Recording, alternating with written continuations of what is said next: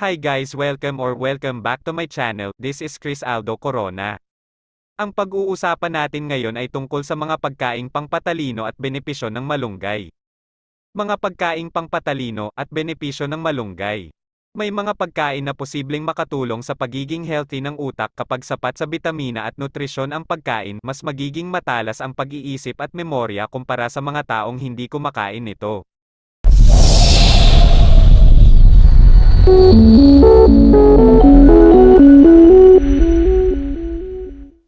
Narito ang mga tinaguriang brain foods. Isa, mani. Ang mani ay may taglay na vitamin E at good fats. Ayon sa pagsusuri, kapag mataas ang level ng vitamin E sa iyong katawan, mas matalas din ang iyong pag-iisip. May tulong din ang mani para sa memorya. Pwedeng kumain ng nilagang mani, kasoy at walnuts. Huwag lang piliin ang pritong mani na may maraming asin. Limitahan din ang pagkain ng mani sa isang dakot lamang, 30 grams, dahil mataas din ito sa calories. Dalawa, matatabang isda. Ang mga oily fish ay ang tuna, tilapia, salmon, sardines, tamban at taba ng bangus. May taglay itong omega-3 fatty acids na nagpapaganda ng daloy ng dugo. Dahil dito, mababawasan ang tsansang magkaroon ng sakit sa stroke at atake sa puso. Subukang kumain ng 4 ounces ng isda 3 beses kada linggo.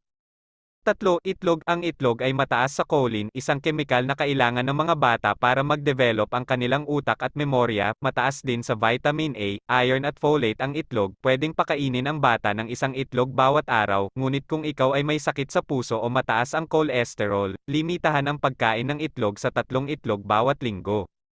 4. Kape. Makatutulong ang kape para maiwasan ang Alzheimer's disease at panghihina ng ating isipan. May sangkap na antioxidants at caffeine ang kape. May tulong din ang kape sa pagmemorya ng iyong inaaral, pero panandalian lang ang epekto nito. Pwedeng uminom ng 1 o 2 tas ang kape sa maghapon. Huwag din sosobrahan at baka bumilis ang pagtibok ng iyong puso. At sana ay huwag nang lagyan ng whipped cream at full cream milk ang kape para hindi nakatataba.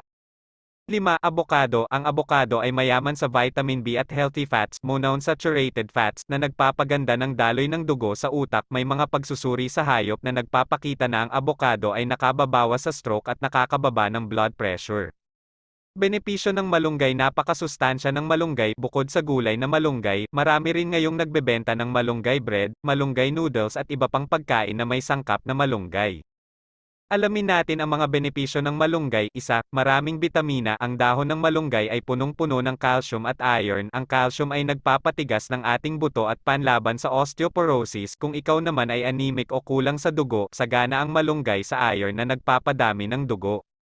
Pang-2, mataas sa protina, potassium, vitamin A at vitamin C. Ang mga bitaminang ito ay tinatawag na antioxidants. Ito yung lumalaban sa stress at nagpapabagal sa pag-edad ng ating katawan. Pang-3, maraming bitamina. Super gulay talaga ang malunggay. Ang problema lang ay dapat masanay ang bata na kumain nito. Pang-4, masustansya at mataas sa carbohydrates, calcium, iron at phosphorus. Dahil mura at masustansya ang malunggay, pwedeng-pwede sa feeding programs ng gobyerno at volunteer groups. Pang-5, pampalakas ng katawan. Kumain ng 1 tas ang dahon ng malunggay araw-araw para mapunuan ang bitaminang kailangan ng katawan. Pang-6, pamparami ng gatas ng ina. Kapag kulang ang gatas ng ina, kumain ng 1 tas ang dahon araw-araw. Pwede ring pakuluan ang dahon at gawing tsaa at inumin.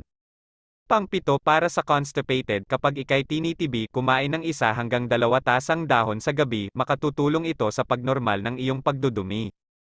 At pang-8, itapal sa sugat. Kapag ikay may sugat, pwedeng ilagay ang dinurog na malunggay leaves sa sugat. Hugasan muna ang dahon at durugin ito, lagyan ng konting tubig at initin. Pagkatapos ay ilapat ang malunggay sa sugat. At yan nga ang mga pagkaing pampatalino at ang benepisyo ng malunggay. Kung nagustuhan nyo ang video na ito, please like, comment, share, and click muna din ang subscribe button para updated ka sa aking i-upload pa na mga video. Maraming salamat po, see you sa aking next video.